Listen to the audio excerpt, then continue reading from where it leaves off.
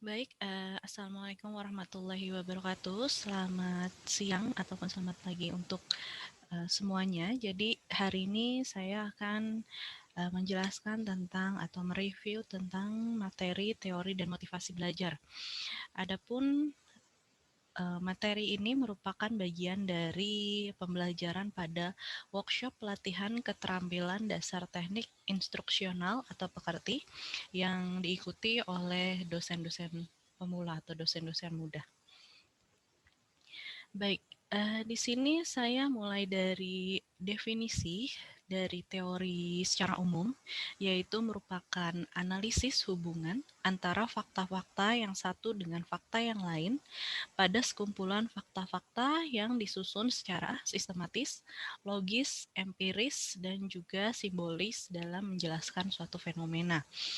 Dan adapun yang dimaksud sebagai hasil proses belajar adalah adanya perubahan perilaku yang lebih baik dan relatif menetap akibat adanya interaksi aktif individu dengan lingkungannya. Jadinya yang di sini yang dimaksud dengan hasil proses belajar adalah adanya perubahan pada peserta didik akibat dari proses pembelajaran itu sendiri. Selanjutnya, definisi dari motivasi adalah sebuah dorongan, hasrat ataupun minat yang begitu besar di dalam diri untuk mencapai suatu keinginan atau cita-cita yang akan dituju. Jadi dengan adanya motivasi ini, setiap orang atau setiap individu dia akan berusaha nih sekuat tenaga, tentunya dengan cara yang baik, dengan teknik yang baik untuk mencapai tujuan atau hal yang diinginkannya. Di sini juga akan dijelaskan bahwa teori belajar ini akan dibagi menjadi 5 aliran atau 5 mazhab. Yang pertama adalah teori belajar behavioristik. Behavioristik ini merupakan teori yang lebih mengarah menekankan pada hasil pembelajaran karena adanya proses belajar. Sedangkan untuk teori belajar kognitif, aliran ini atau mazhab ini akan menekankan pada proses pembelajaran itu sendiri, sedangkan untuk humanistik, teori belajar ini menekankan pada isi apa yang akan dipelajari dan memiliki prinsip utama yaitu memanusiakan manusia gitu ya. Karena di sini sudah jelas sekali istilahnya. Selanjutnya ada teori belajar konstruktif. Teori belajar ini menekankan pada hal-hal penyusun atau yang harus dipersiapkan pada proses pembelajaran. Selanjutnya yang kelima, teori belajar sibernetik. Hal ini menekankan pada sistem informasi yang perlu dipelajari. Nah, pada akhir-akhir ini karena adanya pandemi COVID-19, teori belajar sibernetik ini makin banyak digunakan yang di blended dengan teori belajar yang lain tentunya.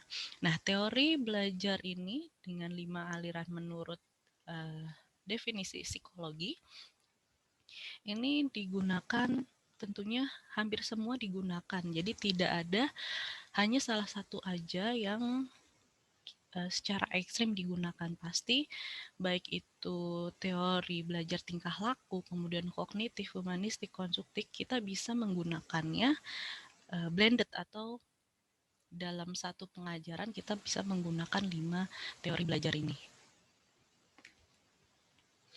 Yang pertama di sini teori belajar behavioristik atau tingkah laku memiliki definisi bahwa atau memiliki prinsip bahwa suatu keyakinan bahwa proses belajar terjadi melalui hubungan stimulus dan juga respon. Nah, di sini ada gambar di bawah ini.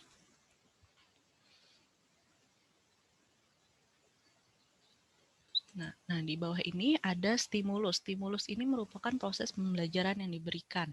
Nah, selanjutnya proses.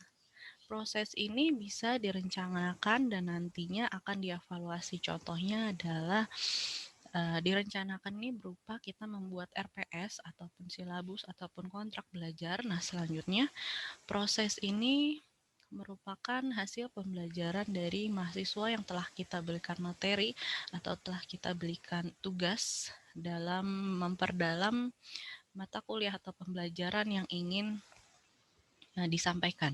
Nah, selanjutnya pada tahap evaluasi ini, pengajar juga harus melakukan evaluasi. Gunanya yaitu untuk bisa melihat kemampuan dari mahasiswa atau sekumpulan mahasiswa yang ada di kelas tersebut.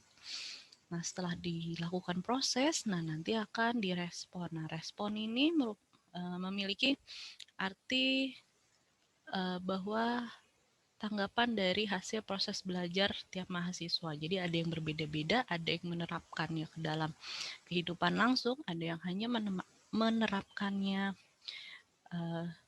saat di dunia kerja atau lain-lain. Nah, selanjutnya teori belajar dari behavioristik ini dibagi menjadi 5 definisi menurut para tokoh-tokoh di sini. Ada yang menurut Thorndike, Watson, Gleicher, kemudian ada Edwin Guthrie, dan juga menurut Skinner. Nah, kita bahas yang 4 ini. Nah, di sini secara garis besar ada 4 yang membedakan. Untuk teori belajar menurut Thorndike, dia menekankan bahwa belajar adalah hubungan stimulus dan respon yang bisa diamati ataupun tidak itu. Jadi berbeda dengan Watson. Kalau Watson ini dia harus melihat bahwa respon dari hasil stimulus ini harus bisa diamati gitu. Kalau Thorndike bisa diamati atau tidak itu masuk ke dalam teori belajar Thorndike. Selanjutnya yang ketiga ada teori belajar Edwin Guthrie. Nah, teori menurut Edwin Guthrie ini mempelajari hubungan antara stimulus dan juga respon. Dan yang keempat belajar menurut Skinner. Nah, di sini yaitu belajar tidak memperbolehkan adanya hukuman, justru diberikan penguat. Nah, ini merupakan teori belajar tingkah laku menurut 4 tokoh di sini. Nah, semuanya ini bisa kita mixing atau blended juga seperti ini. Misalnya, kita menggunakan teori belajar Watson, yaitu responnya ada yang bisa diamati atau tidak. Maksudnya yang bisa diamati itu bisa berupa kuantitatif atau nilai yang kita berikan pada proses mahasiswa melakukan tugas, UTS ataupun UAS. Kemudian respon yang tidak dapat diamati itu menurut Thorndike karena keduanya itu kita bisa mixing dengan misalnya yang terakhir ini teori belajar Skinner. Jadi mereka misalnya melakukan kesalahan dalam proses pengerjaan tugas. Nah, kita jangan mengejudge mereka tidak bisa. Mungkin saja mereka belum paham dalam penjelasan yang telah kita sampaikan. Nah, malah kita justru kita berikan petunjuk atau clue yang lebih jauh lagi supaya nanti mahasiswa bisa paham untuk mengerjakannya, misalnya nanti gunanya untuk mengerjakan di tahap UTS ataupun UAS gitu ya. Jadi kita harus lebih mendorong atau menguatkan, jangan menjatuhkan mahasiswa itu.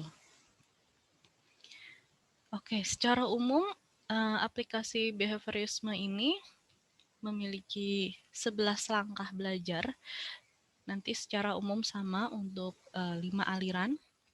Jadi intinya untuk teori belajar tingkah laku ini menekankan pada terbentuknya perilaku yang tampak sebagai hasil belajar. Tetapi di sini kekurangannya adalah mendudukan mahasiswa atau peserta didik ini sebagai individu yang pasif gitu ya. Jadi seperti kita hanya menjelaskan saja dan mahasiswanya bisa mendengarkan.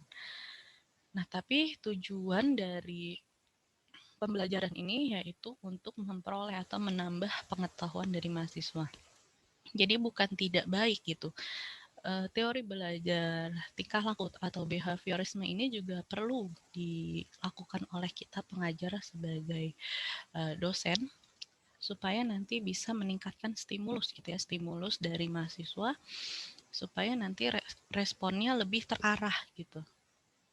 terarah. Nah, di sini selanjutnya evaluasi yang bisa dilakukan yaitu dengan menggunakan paper and pencil test. Maksudnya di sini adalah secara evaluasi yang kita bisa nilai gitu ya, bisa secara tugas, UTS, ataupun UAS, ataupun suatu proyek. Selanjutnya aliran menurut teori belajar kognitif. Jadi menurut teori belajar kognitif, belajar adalah perubahan persepsi dan pemahaman. Tidak selalu pembentuk perubah tingkah laku yang dapat diamati. Jadi berlawanan dengan tingkah laku tadi. Jadi ini hanya kalau ini berdasarkan persepsi dan pemahaman. Atau teori belajar kognitif ini lebih mengarahkan pada proses pembelajaran, bukan hasilnya. Jadi di sini katakan juga bahwa setiap orang telah mempunyai pengetahuan atau pengalaman dalam dirinya yang tertata dalam bentuk struktur kognitif. Proses belajar terjadi bila materi yang baru beradaptasi dengan struktur kognitif yang dimiliki. Nah, jadi nanti dalam proses pembelajaran bisa kita menyampaikan materi kepada mahasiswa. Nah, tentunya materi tersebut ada yang bagiannya ada yang baru diketahui oleh mahasiswa. Tapi ada bagian yang sebenarnya sudah diketahui gitu. Mungkin saja dia sudah melakukan literasi sebelumnya atau mahasiswa sudah berpengalaman sebelumnya. Nah, teori belajar kognitif ini dia akan mencampurkan bahwa pengetahuan yang telah dimiliki dan juga pengetahuan baru akan direspon oleh mahasiswa tersebut sehingga nantinya dia akan merubah persepsi dan juga pemahaman gitu ya. Ada yang menguatkan, malah selain itu juga ada yang malah merubah persepsi dan juga pemahaman. Nah, teori belajar kognitif ini berkembang dengan dengan didasarkan beberapa tokoh. Di sini ada yang disebutkan teori perkembangan Piaget, teori kognitif Brunner, dan juga teori bermakna Ausubel. Nah, kita bahas satu persatu. Teori belajar menurut Piaget ini memandang individu memiliki struktur kognitif, skema atau jaringan konsep untuk memahami dan menanggapi gejala dalam berinteraksi dengan lingkungan. Sedangkan untuk teori belajar menurut Brunner, terjadinya proses belajar lebih ditentukan oleh cara kita mengatur materi pembelajaran. Dan menurut teori belajar Ausubel, proses belajar terjadi bila mahasiswa mampu mengasimilasikan pengetahuan yang dimiliki dengan pengetahuan yang baru. Nah, teori belajar kognitif ini rasanya lebih dekat terhadap teori belajar Ausubel di sini definisinya. Tetapi untuk ketiga jenis ini merupakan jenis dari teori belajar kognitif. Selanjutnya di sini ada 4 prinsip dasar dari teori kognitif. Yang pertama, pembelajar aktif dalam upaya untuk memahami pengalamannya. Yang kedua, pemahaman bahwa belajar mengembangkan tergantung pada apa yang telah mereka ketahui. Jadi di sini yang kedua berhubungan dengan teori belajar Brunner, di mana bahwa pada proses pembelajaran kita ditentukan oleh cara kita mengatur materi belajar. Jadi misalnya kita sudah memiliki tugas untuk mengajar mata kuliah tertentu. Nah, fungsinya kita membuat RPS ataupun kontrak nantinya di awal kita sampaikan kepada mahasiswa. Nanti ditawarkan terlebih dahulu.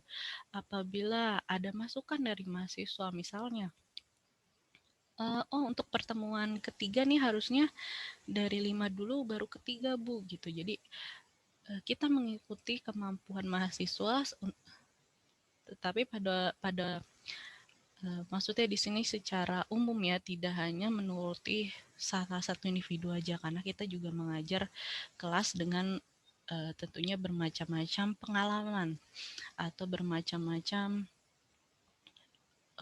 hal yang dimiliki oleh tiap mahasiswa itu berbeda-beda. Nah, ketiga, belajar membangun pemahaman daripada catatan. Nah, di sini yang dimaksud nomor 3 ini, karena menurut kognitif ini pengalaman adalah hal yang penting daripada harus mencatat apa yang disampaikan tadi yang karena berlawanan dengan teori tingkah laku. Kemudian yang keempat, belajar adalah perubahan dalam struktur mental seseorang. Nah, di sini juga yang keempat adalah definisi secara umumnya bahwa kognitif ini akan merubah persepsi dan juga pemahaman. Ada yang menguatkan, ada juga yang merubah. Selanjutnya aliran yang ketiga yaitu teori belajar humanistik. Dari istilahnya saja kita sudah bisa tahu bahwa di sini ada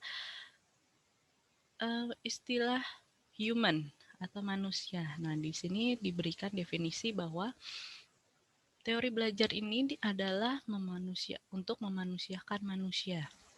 Nah, di sini ada 4 pemahaman dari beberapa tokoh. Yang pertama adalah menurut Krathwohl dan juga Bloom. Menurut Krathwohl dan juga Bloom, ada 3 kawasan tujuan belajar. Ada kognitif, afektif, dan juga psikomotorik.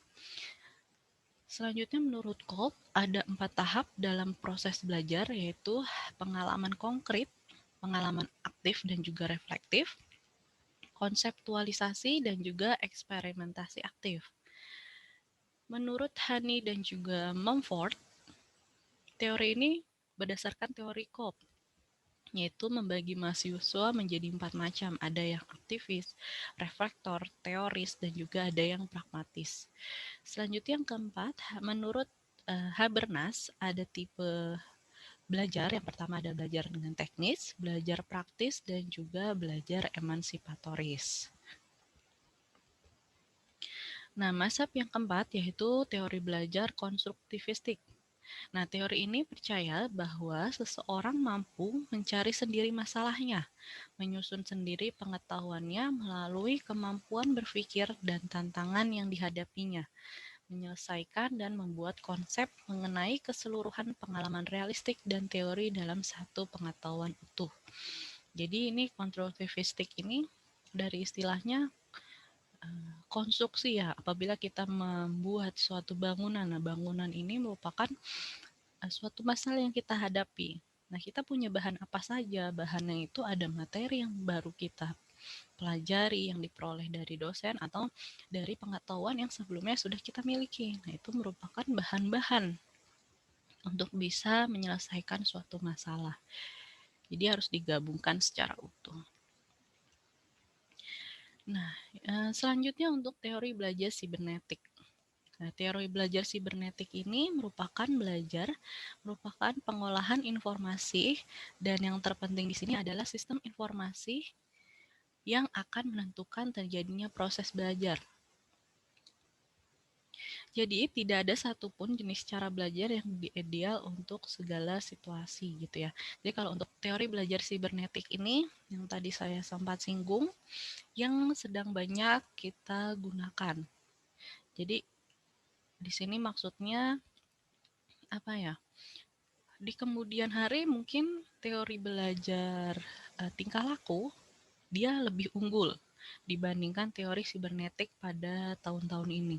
Atau nanti tahun kedepannya lagi lebih ke arah kognitif dan juga konstruktif gitu ya. Jadi teori belajar 5 aliran teori belajar ini merupakan teori belajar prinsip atau dasar utamanya ya. Jadi semuanya tuh tidak ekstrim, hanya salah satu saja yang kita anut gitu. Jadi ada yang blended, ada yang lebih porsinya lebih besar.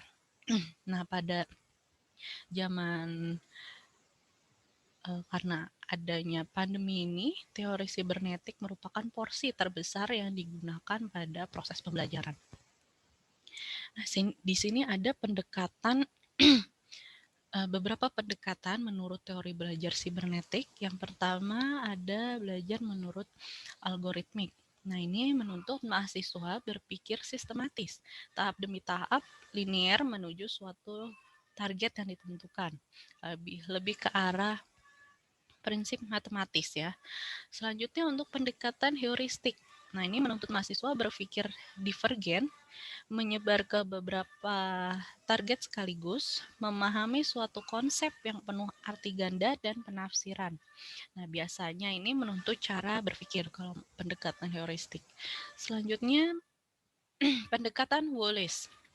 Di sini mahasiswa cenderung mempelajari sesuatu dari tahap yang paling umum ke tahap yang lebih khusus gitu ya. Jadi lebih diperdalam lagi. Nah, di sini teori belajar dan penerapannya secara umum.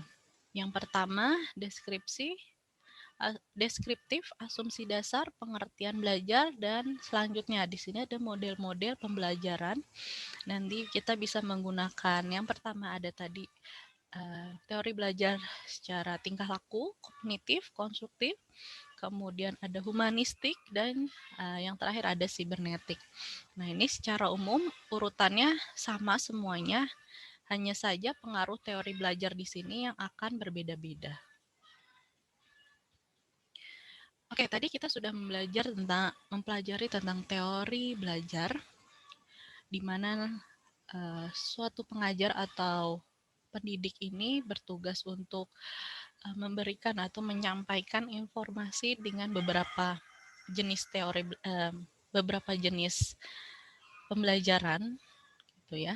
Nah, di sini yang tidak kalah pentingnya yaitu motivasi.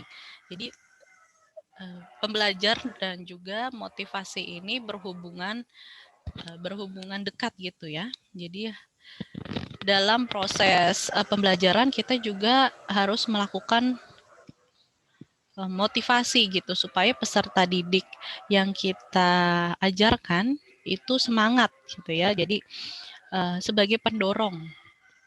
Jadi di sini motivasi merupakan sesuatu yang paling mendasar yang harus ada dalam proses belajar. Karena hasil belajar akan optimal bila adanya motivasi. Dan motivasi juga selalu berkaitan dengan tujuan. Nah, secara umum fungsi motivasi ini ada 4 hal. Yang pertama, sebagai pendorong untuk berbuat sesuatu dari setiap aktivitas yang dilakukan. Udah jelas ya, motivasi itu memang pendorong. Selanjutnya yang kedua, penentu arah perbuatan, yakni ke arah tujuan yang ingin dicapai.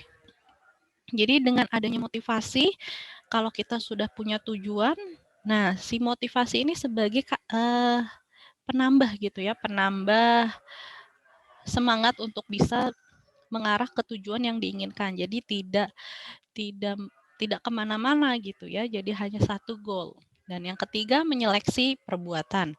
Dan yang keempat pendorong usaha untuk mencapai prestasi gitu ya. Jadi selain pendorong untuk mencapai tujuan, dengan adanya motivasi juga usaha itu akan semakin kuat gitu ya. Jadi semakin banyak tujuan yang kita capai, nah maka akan semakin banyak prestasi juga gitu. Kalau kita konsisten dalam satu tujuan, makin baik, makin baik, makin baik, nah itu akan menghasilkan prestasi tentunya.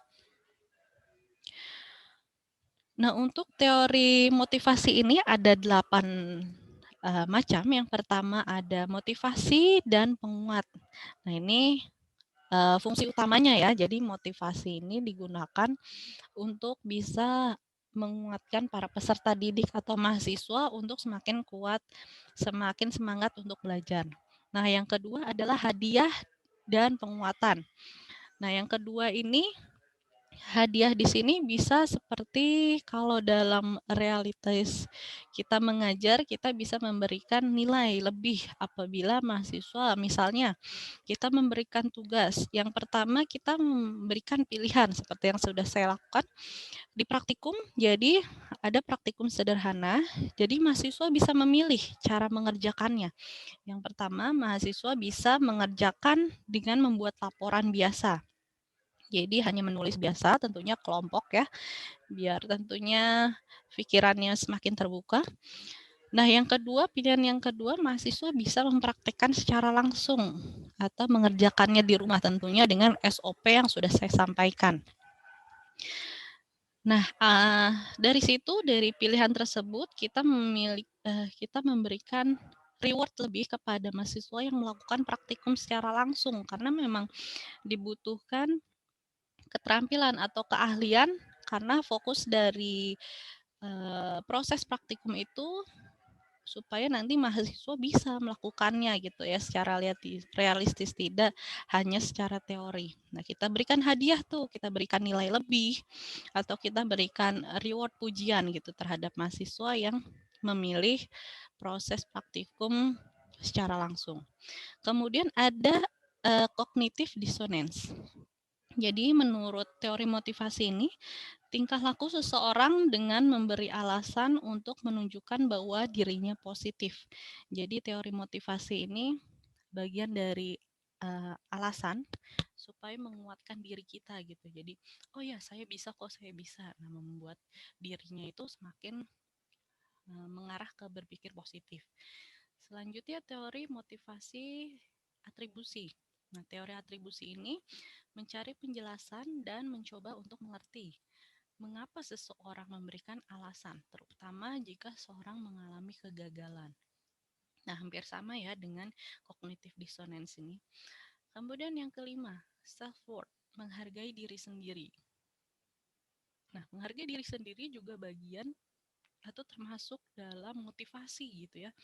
Jadi misalnya kita melakukan pengerjaan, oh sudah selesai gitu, walaupun hasilnya nantinya kurang baik atau enggak, tapi kita harus mereward diri dulu nih supaya kita semakin percaya diri untuk mengerjakan tugas-tugas selanjutnya. Yang keenam ada expectancy theories of motivation. Nah, di sini maksudnya adalah merespon hal yang mungkin dan diharapkan akan terjadi.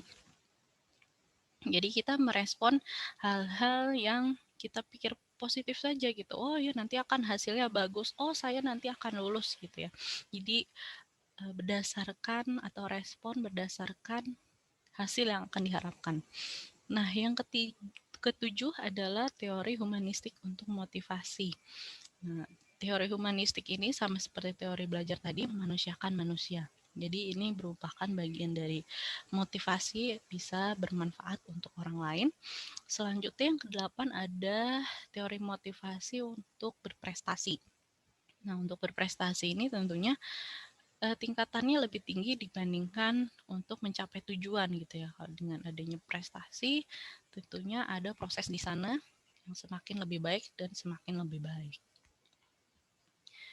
Nah, untuk meningkatkan motivasi ini, di sini ada 5 cara, yaitu dengan happy fun atau bahagia, atau menciptakan suasana yang senang gitu dalam proses pembelajaran. Selanjutnya yang A, attention atau memberikan perhatian kepada mahasiswa. Seperti misalnya, kalau kita sebelum mengajar, kita berikan perhatian terlebih dahulu gitu. Apakah sudah makan atau sudah mandi atau bagaimana pembelajaran minggu kemarin, apakah ada yang dikurang pahami atau ada tugas kemarin yang mengalami kesulitan gitu. Jadi sebisa mungkin kita komunikatif terhadap mahasiswa.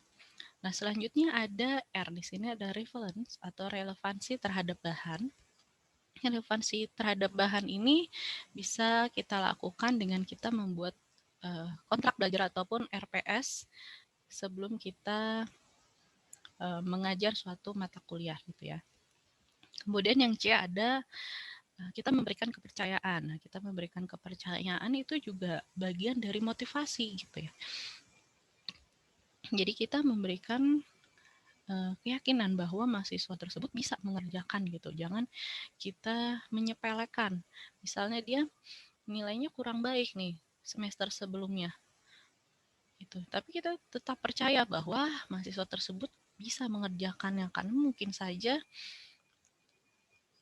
pada proses semester sebelumnya mahasiswa tersebut ada masalah-masalah tertentu di hidupnya ya.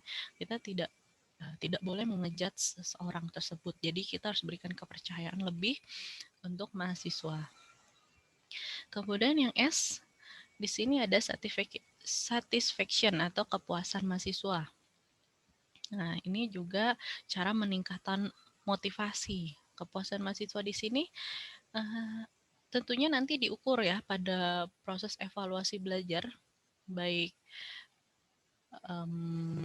pada setelah UTS maupun sebelum UAS. Nah, di sini fungsinya nanti pendidik atau dosen juga bisa memahami kemampuannya. Oh, apakah sudah memberikan kepuasan kepada mahasiswa, sudah menyampaikan materi dengan baik, kemudian tersusun adanya relevansi bahan ajarnya, kemudian ada juga ketepatan. Nah, itu semuanya dievaluasi supaya nanti kita bisa melihat seberapa jauh kepuasan mahasiswa terhadap kita.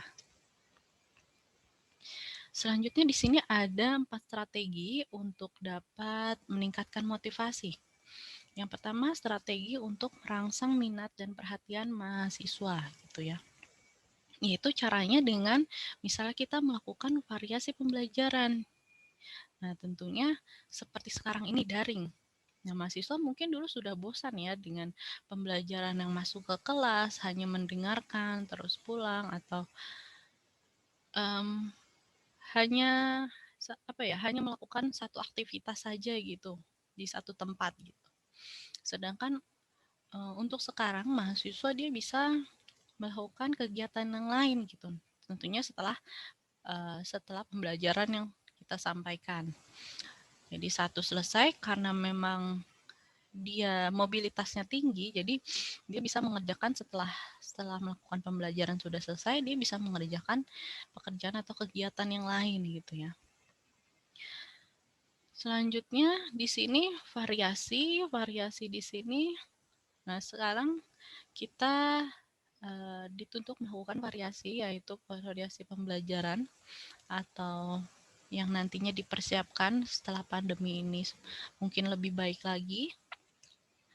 Maksudnya angka-angka positif COVID ataupun angka-angka kematiannya sudah mulai turun dan sudah mulai kondusif. Nantinya juga pembelajaran akan dilakukan secara blended atau variasi pembelajaran, ada yang daring dan ada yang secara langsung. Nah, itu fungsinya untuk bagian dari merangsang minat dan perhatian mahasiswa gitu supaya tidak bosan. Nah, untuk selanjutnya strategi untuk menunjukkan relevansi perkuliahan. Relevansi perkuliahan ini kita bisa sampaikan aplikasi. Jadi kalau kita sudah memiliki pengalaman lapangan atau misalnya kita sudah pernah bekerja di industri, pada mata kuliah tertentu kita seperti mata kuliah saya menjelaskan tentang analisis instrumental, di mana instrumen kimia ini digunakan untuk menganalisis suatu sampel. Nah, kita sampaikan dari pengalaman yang telah kita punyai gitu. Oh, ternyata dulu kita menggunakan instrumen ini untuk menganalisis logam. Nah, kekurangannya apa sih gitu kan? Kekurangannya ternyata adalah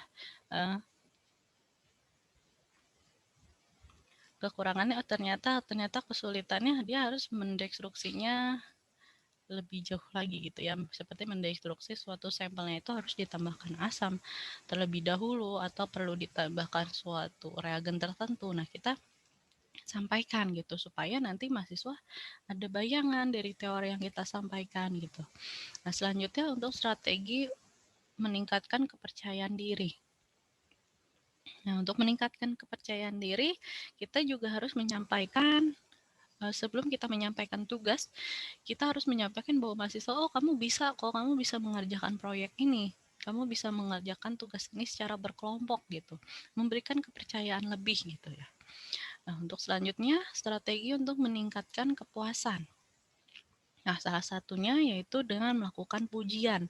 Oh, ternyata misalnya kita memberikan tugas presentasi terhadap kelompok, kemudian mereka presentasi di kelas dan kita memberikan pujian atau memberikan apresiasi lebih kepada kelompok yang berhasil mengerjakannya dengan baik gitu. Supaya apa? Nanti supaya teman-teman yang lain bisa menjadikan contoh dan termotivasi gitu. Oh, ternyata waktu saya buatnya maksimal tuh selain nilainya bagus juga saya dipuji loh oleh pengajar gitu, atau kadang memang dibutuhkan gitu pujian tersebut, namun dalam koridor yang masih tepat gitu, tidak berlebihan.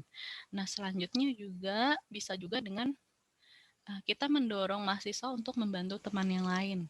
Nah, misalnya nanti dalam hasil pembelajaran tugas, oh ternyata saya nggak bisa nih dapat nilai maksimal gitu. Nah, kita sampaikan siapa sih yang dapat nilai maksimal.